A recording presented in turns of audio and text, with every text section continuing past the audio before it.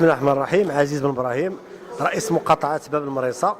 اليوم كنأتيو على اخر نشاط، الاختتام ديال اخر نشاط في اطار فعاليات مهرجان رمضان المريصه، واللي كان فيه عده انشطه، من ضمنها الانشطه الرياضيه، واليوم وخاصه كره القدم، لان كان عندنا حتى دوريات اخرى في رياضات اخرى. وفي حق في هذه السنه الجديد اللي كان هو كان الاهتمام بالخصوص على الفئات الصغرى، ونظرا الحمد لله اللي ما تكتسي من اهميه ان في حق الناس حقهم علينا، وخاصه الفئات في الاحياء الشعبيه.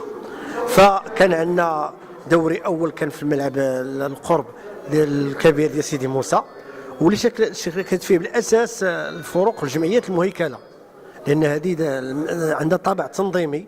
فبدينا بها الحمد لله واحد العدد كبير من الجمعيات اللي ساهمت، وديال الاطفال بالمئات اللي ساهموا داخل هذا الدوري الان. وكاين بالمقابل حتى للحرم الفئه اللي ما كانتش مهيكله وما استدركتش هذا الامر هذا، فتحنا عاوتاني ايضا دوري اخر كان هنا في الملعب ديال النويل، واللي شاركت فيه العديد من الناس اللي كانوا المؤطرين، اللي كانوا كيأطروا العدد من الاطفال.